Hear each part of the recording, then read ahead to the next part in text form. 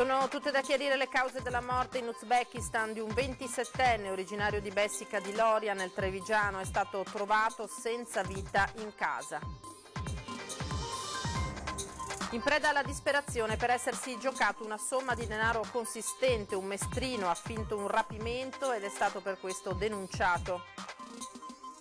5 bambini del distretto di Pieve di Soligo nel Trevigiano in isolamento volontario perché da poco rientrati dalla Cina. Ai 2 casi delle scorse settimane quindi se ne sono aggiunti altri 3. Novità sul fronte Mose, il commissario straordinario ha annunciato sono pronti 58 milioni di euro per le imprese. La Guardia di Finanza di Belluno ha sequestrato immobili e disponibilità finanziarie per oltre 300.000 euro a un imprenditore tutore giudiziale di un proprio parente al quale avrebbe sottratto ingenti somme di denaro. Il Tribunale di Venezia ha respinto la richiesta di scarcerazione presentata da Mohamed Badri, il marito di Samira, scomparsa a ottobre da Stanghella. A Falcade, in Valle del Biois, grande attesa per i campionati italiani di sci di fondo. Per il weekend allestita una vera e propria task force. Buongiorno, ben ritrovati in diretta con la prima edizione dei telegiornali di Antenna 3 di quest'oggi, edizione regionale. Partiamo da quello che è ancora un giallo da chiarire, le cause della morte in Uzbekistan di un 27enne originario di Bessica di Loria nel Trevigiano. È stato trovato senza vita in casa. Sul cancello di casa in via Pergolesi un breve messaggio: desideriamo rimanere soli con il nostro dolore per cercare di affrontare un lutto di famiglia devastante, la morte lontano da casa di un figlio di appena 27 anni, Giorgio Gheno, originario di Bessica di Loria, trovato senza vita nella sua abitazione a Tashkent, capitale dell'Uzbekistan. Da giorni i parenti non riuscivano a contattare Giorgio, poi attraverso le autorità uzbeke la tragica scoperta. Il referto parla di morte naturale, ma sarà l'autopsia ora a cercare di fare luce sulle cause di un decesso prematuro e inaspettato, vista anche la cura che aveva del suo corpo e la passione per lo sport. Da tempo il 27enne era andato a vivere all'estero, prima in Australia, poi da 4 mesi nel paese asiatico. Il caso è ora all'attenzione dell'ambasciata italiana a Tashkent. Solo al termine delle procedure previste in queste circostanze si potrà procedere con il rimpatrio della salma in Italia. Il ragazzo lascia i genitori Giuliano e Anna Rosa e i fratelli Laura e Renato. E un'altra notizia battuta poco fa dalle agenzie perché è stata dichiarata intorno alle 8 di questa mattina la morte cerebrale della studentessa 14enne che 2 giorni fa era stata colpita da un infarto mentre si trovava in classe nel liceo delle scienze sociali Duca d'Aosta a Padova. La giovane era stata ricoverata nell'unità di cura intensiva coronarica dell'azienda ospedaliera cittadina. La procedura di legge in questi casi prevede un'attesa di almeno 6 ore dalla prima valutazione di morte cerebrale. Alle 14 i medici faranno una nuova visita alla ragazza e se le condizioni dovessero permanere identiche alla prima visita, durante la quale, l'abbiamo detto, è stata rilevata assenza di attività cerebrale, la diagnosi sarà definitiva. Ora un caso che ci porta a Mestre, in preda alla disperazione per essersi giocato una somma di denaro consistente, ha finto un rapimento e per questo è stato poi denunciato. Un operaio 39enne di Mestre ha sperperato al gioco parte dei 7.000 euro che servivano come caparra per acquistare un negozio, per poi raccontare ai figli di essere rimasto vittima di un rapimento. Messo alle strette, alla fine ha confessato la verità ai carabinieri ed è stato denunciato per simulazione di reato. I figli infatti si erano rivolti ai militari raccontando che il padre doveva andare dal commercialista a versare la somma per il primo atto di acquisto di un nuovo negozio a Venezia, ma che poi era sparito. Hanno aggiunto che la sera prima il papà li aveva chiamati dicendo di essere prigioniero di alcune persone, di avere pochi minuti per parlare, di non contattarlo e soprattutto di non denunciare la cosa. I carabinieri insospettiti hanno cercato di localizzare il telefono del 39enne, scoprendo che le cellule l'avevano agganciato nei pressi delle stazioni ferroviarie di Verona, Milano e Firenze. Nel frattempo l'uomo è rientrato, dopo 24 ore d'assenza, raccontando la stessa versione ai carabinieri, ma alla fine ha dovuto confessare l'amara realtà.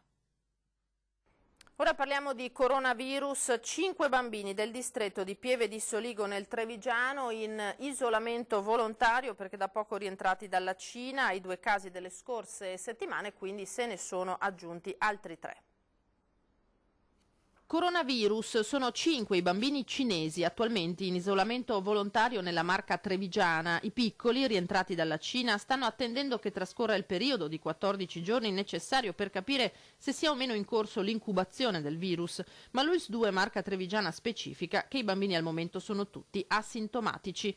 In tutto 5, dunque, ai 2 delle scorse settimane se ne sono aggiunti altri 3 arrivati dal paese d'origine, che non stanno frequentando la scuola in questo momento a titolo cautelativo, come suggerito dagli stessi governatori delle regioni del nord, che in una lettera avevano richiesto la quarantena per gli studenti che rientravano dalla Cina. Una scelta volontaria che viene però monitorata dai sanitari, quella di famiglie tutte delle zone di Pieve, Conegliano e Vittorio Veneto. Intanto al Cafoncello si attende l'arrivo del test veloce per diagnosticare il coronavirus, ma già da settimane i prelievi effettuati su chi si presenta in ospedale con sintomi influenzali vengono inviati in laboratorio per escludere anche un eventuale contagio da coronavirus.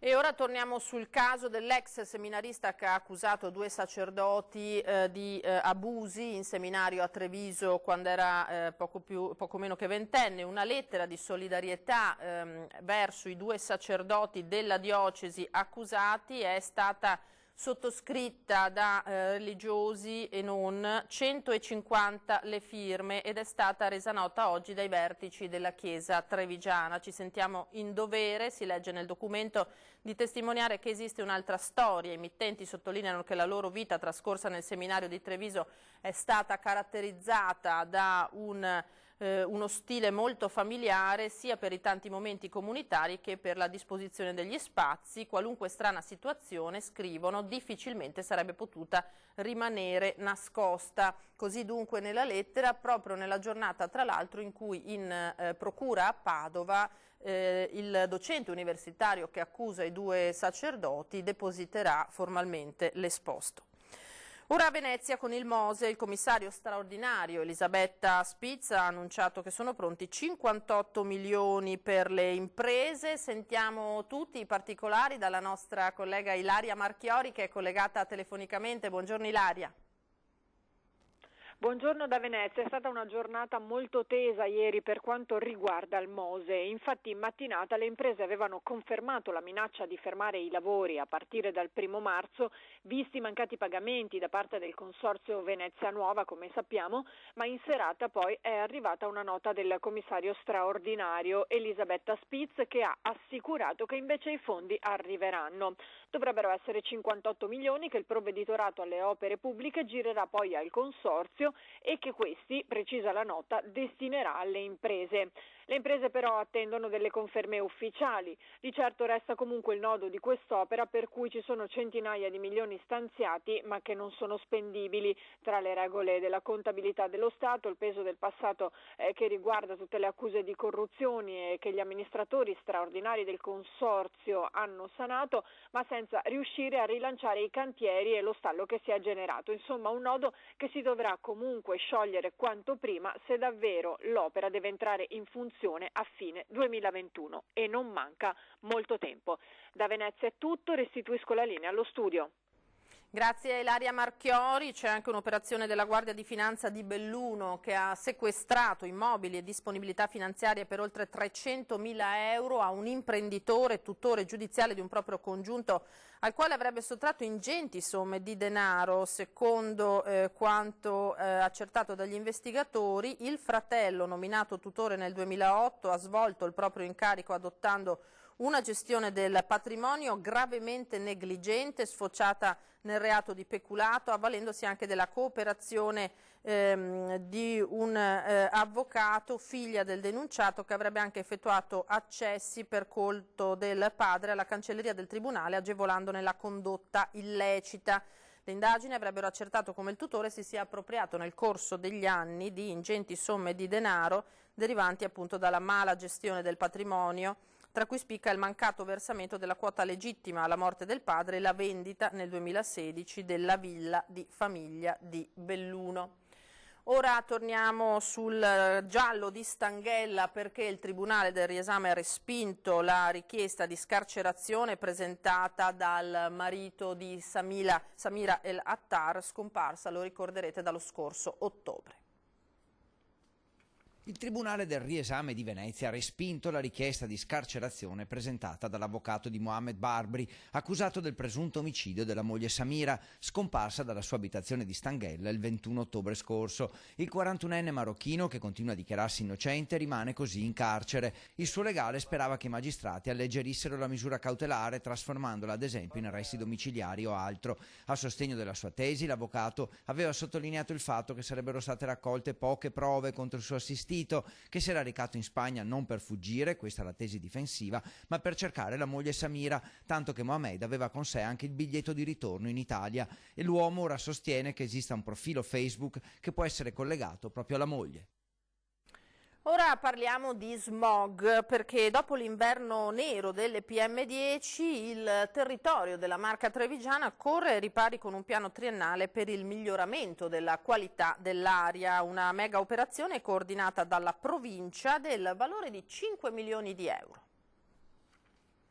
Abbiamo voluto mettere in pista un modello perché attendiamo di avere risultati concreti, misurabili e che faccia sì che la provincia di Treviso, che primeggia in tanti ambiti, non primeggi sulla pessima qualità dell'aria. Non vuole indossare maglie nere il presidente della provincia di Treviso, che sulle PM10 è corso ai ripari istituendo una task force senza precedenti nella Marca, tutti insieme per il miglioramento dell'aria, da ARPA, VAULS, consigli di bacino, categorie economiche, società partecipate, sindacati. Il protocollo d'intesa con regista il Sant'Artemio mette sul tavolo 1.600.000 euro all'anno per 3 anni, soprattutto per incentivare la sostituzione di caldaie sia nelle abitazioni private che nelle aziende. Una quota sarà anche destinata alla lotta contro l'abbandono selvaggio dei rifiuti, leggi maggiore videosorveglianza. Le risorse arrivano dal maggiore gettito derivante dall'incremento del 5% del tributo ambientale in capo alla provincia. In termini di tasse, 2 euro all'anno per residente, più o meno il costo di un caffè. Un caffè all'anno può essere una misura trascurabile per qualcuno, ma importante per qualcun altro. Ma io credo che tutti possano essere contenti se riusciamo a far sì che l'ambiente in cui noi viviamo sia un ambiente migliore in termini di qualità dell'aria. Qualità dell'aria che resta pessima. Gli ultimi dati validati nella giornata di martedì 18 parlano di altri sforamenti ai livelli di legge, che a Treviso sono già arrivati a 41 dall'inizio dell'anno. Indubbiamente la qualità dell'aria in questo momento non si può definire buona, i superamenti sono tanti, come sta accadendo un po' in tutta la pianura padana, in tutto il Veneto. E proprio il riscaldamento domestico resta una pesante variabile a Treviso, come in tutta la pianura padana. Il riscaldamento domestico rappresenta 1/3 delle polveri sottili che vengono prodotte, e sostituire le caldaie significa utilizzare dei sistemi più efficienti in grado di emettere meno e quindi di migliorare significativamente la qualità dell'aria. E proprio in merito ai cambiamenti climatici arrivano nuove biotecnologie a servizio dell'agricoltura. Se ne è parlato a Mestre agli Stati Generali della Coldiretti. Maggior sostenibilità, meno utilizzo di prodotti fitosanitari, una ricerca tutta italiana, soprattutto pubblica, perché sia in grado di essere trasparente e di dare realmente delle notizie, delle nozioni senza che siano strumentalizzate da gruppi di interesse economico, e penso che sotto questo punto di vista l'Italia possa assolutamente essere protagonista nei prossimi anni rispetto a quelli che sono i bisogni che il mondo stesso ci richiede. Innovazione scientifica come baluardo a difesa del nostro patrimonio varietale per mantenere la biodiversità e la ricchezza degli ecosistemi. Le biotecnologie moderne che, distaccandosi dagli OGM, agiscono sul DNA delle specie, così come avviene in natura, rappresentano, secondo la Coldiretti, il futuro delle nostre produzioni agricole. L'introduzione in agricoltura di cisgenetica e di genome editing riguarda il miglioramento genetico passando per vie naturali, quindi non ha niente a che fare con transgenesi o OGM. Resistere anche a questi cambiamenti climatici, a una scarsità di acqua, piuttosto che anche a una capacità intrinseca della pianta di supportare resistenze dall'esterno come patogeni, come insetti, come diciamo le malattie che vanno a colpirla, in maniera tale che si possa sempre di più essere produttivi nella sostenibilità. Innovazioni che dunque aiuterebbero a superare varie difficoltà dell'agricoltura, dai cambiamenti climatici all'avvento di organismi patogeni, senza stravolgere il corso naturale della vita in campagna. La novità scientifica è del 2014, l'applicazione è attuale, per cui prima di avere prodotti seriamente parliamo di 5-10 anni. Prima di avere i primi prototipi però 2-3 anni. Ora ci fermiamo per qualche istante, ritorneremo con la cronaca di queste ultime ore.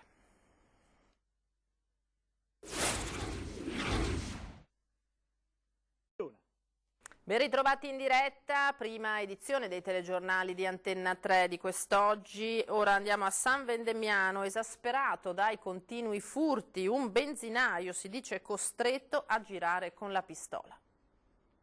No, io sono avvelenato, sono velenoso, non sono impaurito, non mi fanno paura. Ha subito 7 furti in 5 anni. Nell'ultimo, lunedì notte, i ladri hanno tagliato col flessibile la colonnina self-service del distributore in via Cadore, portandosi via l'incasso della giornata. Mario Braido ha 67 anni e da 50 fa il benzinaio.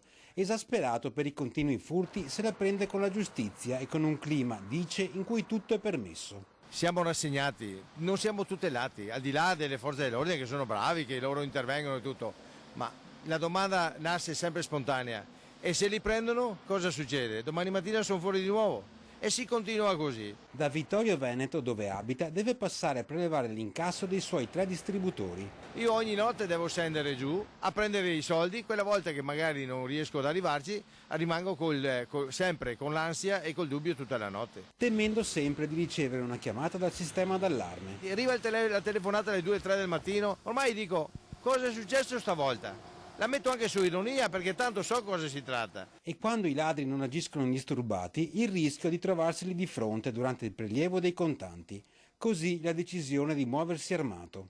Io sì, sono armato e di conseguenza questa è una mia necessità. Dopo aver subito 7 furti lei capisce che io non ho più il problema della detenzione in casa. Io viaggio e con gli incassi delle mie stazioni devo anche portare in banca. Non si tratta di fare il protagonista o fare il Rambo. È una necessità, se dovremmo prenderci una vigilanza 24 ore su 24 ore, ma ditemi voi. Nemmeno le telecamere di sorveglianza servono come deterrente. Io qua ho 17 telecamere su questo impianto qua, vedo di quelle scene tante volte, anche gli ultimi 3 furti, ci sono dei film da vedere, ma non li riconosci mai perché una volta hanno il cappuccio, l'ultima volta avevano su il casco integrale. Con amarezza crescente, per andare avanti non rimane che la passione. Io sono affezionato al mio lavoro e questo è quello che mi lega, che mi costringe a continuare, però qua si sta andando sempre peggio. E visto che i ladri appunto non si fermano davanti a nulla, dobbiamo darvi conto anche di un furto notturno nella casa di riposo di Tre Baseleghe, nell'Alta Padovana. Clamoroso furto durante la notte nella casa di riposo di Tre Baseleghe. I ladri sono entrati in azione attorno alle 4, mentre i circa 150 ospiti stavano dormendo. Sarebbero stati 3 i malviventi che hanno forzato le porte d'ingresso, saccheggiando poi le stanze degli anziani, la dispensa e i distributori di bevande. Sparite le monete dei distributori, circa 60 kg di prodotti alimentari e probabilmente anche soldi e oggetti dalle varie stanze degli ospiti. Il bottino è in via di quantificazione. I carabinieri sono al lavoro per ricostruire l'accaduto e cercare i responsabili. Sembra che di aiuto possano essere le immagini delle telecamere di videosorveglianza che avrebbero immortalato la banda di ladri all'opera. Daspo, quindi provvedimento di allontanamento dagli stadi per un padre e i suoi 2 figli minorenni, tutti denunciati dalla Digos di Verona per l'aggressione a un uomo che aveva redarguito uno di loro che stava urinando in mezzo alla strada. Il fatto è avvenuto il 12 gennaio, prima dell'incontro Verona-Genoa. Gli indagati sono accusati a vario titolo in concorso di violenza e resistenza a pubblico ufficiale, lesioni personali, minacce e rifiuto di fornire le proprie generalità. Al padre contestata anche l'aggravante per aver commesso i reati contestati insieme ai figli minorenni. Questi 3 indagati si sono scagliati contro il malcapitato dopo che questo, avendo notato uno dei 2 giovani urinare contro un albero alla presenza di numerose persone, lo aveva rimproverato. Lo avevano fatto finire all'ospedale con trauma cranico e policontusioni guaribili in 12 giorni.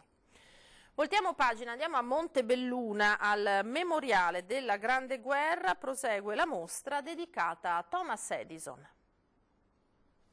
È davvero l'uomo che in qualche modo all'inizio del Novecento getta le basi per la nostra contemporaneità. In mostra fino al 30 maggio al MEVE, il Memoriale Veneto della Grande Guerra di Montebelluna, con visite guidate, laboratori e eventi, Thomas Edison, l'uomo che inventò il futuro. non tanto l'inventore quanto l'imprenditore con una straordinaria capacità di guardare avanti. Lui brevetta oltre 1000 invenzioni. Molte di queste però in realtà sono dei perfezionamenti. La lampadina, per esempio, è un perfezionamento di quello che è il filamento ad incandescenza che sta all'interno della lampadina, che fino a prima dell'intervento di Thomas Edison durava solo poche ore, grazie alla scoperta di un bambù molto raro, utilizzandone i filamenti è stato possibile portare l'incandescenza della lampadina ad una durata di 1300 ore. Questo cambia totalmente quindi il mondo, che finalmente si può illuminare. E poi il fonografo in grado di registrare la voce e molti altri oggetti divenuti poi di uso comune. Uno spaccato di società di fine Ottocento, inizio Novecento, che ben si amalgama con l'esposizione permanente del Meve dedicata alla Grande Guerra. Edison scopritore ma anche uomo nel percorso promosso da Meve e Museo Civico. In mostra ci sono il cilindro del figlio, la prima bambola parlante, scritti e lettere di Edison. È una figura un po' controversa, in realtà anche un introverso, però sicuramente un personaggio geniale. Ora in montagna, perché a Falcade c'è grande attesa per i campionati italiani di sci di fondo.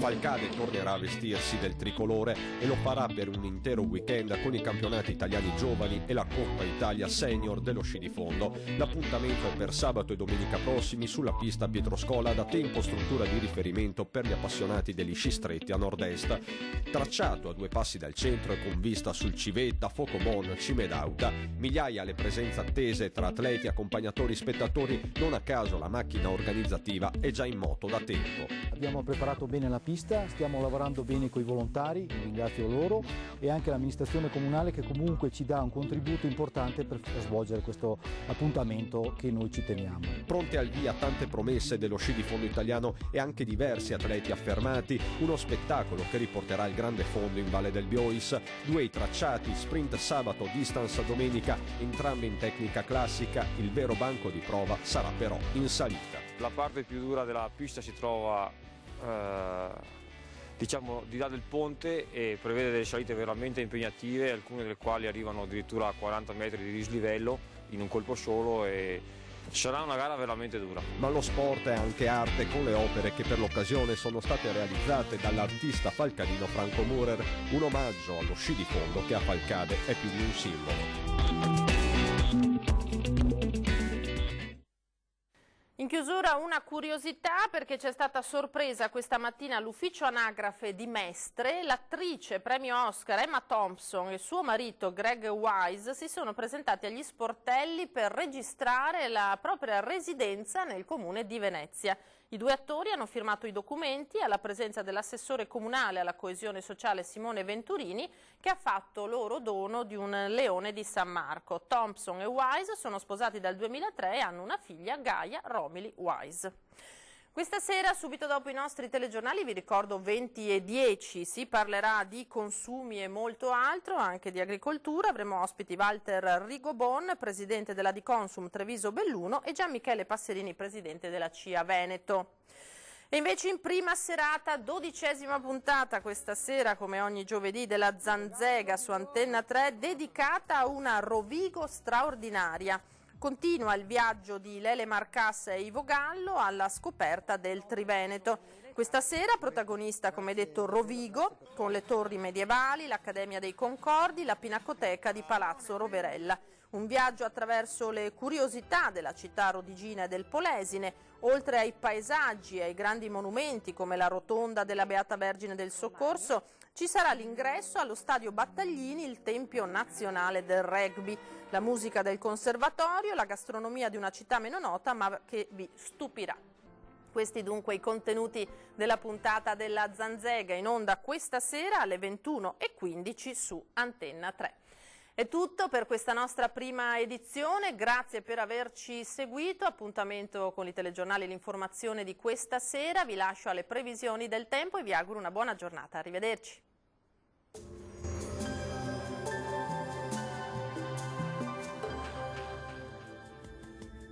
Benvenuti al Meteo. Generali condizioni di bel tempo, pressione in aumento sul nostro territorio nella giornata di giovedì 20 febbraio. La situazione nel dettaglio. Sul Veneto avremo un ampio soleggiamento su tutti i settori, il cielo sarà sereno o al massimo velato, salvo per locali foschie nelle ore più fredde sulle aree di pianura. Temperature minime intorno allo 0 o di poco sopra, massime invece tra 8 e 13 gradi. Ci spostiamo ora sul Friuli Venezia Giulia, anche qui sarà asciutto e stabile con il sole presente un po' su tutto il territorio regionale. Temperature minime tra lo 0 e 4 gradi, massime invece fino a 11 gradi. Ci spostiamo infine sul Trentino Alto Adige, anche qui sarà una splendida giornata soleggiata su tutti i settori, vedete, con cielo poco nuvoloso. Temperature minime fino a meno 4 gradi, massime invece tra 9 e 11 gradi. Dal meteo per ora è tutto, arrivederci al prossimo aggiornamento.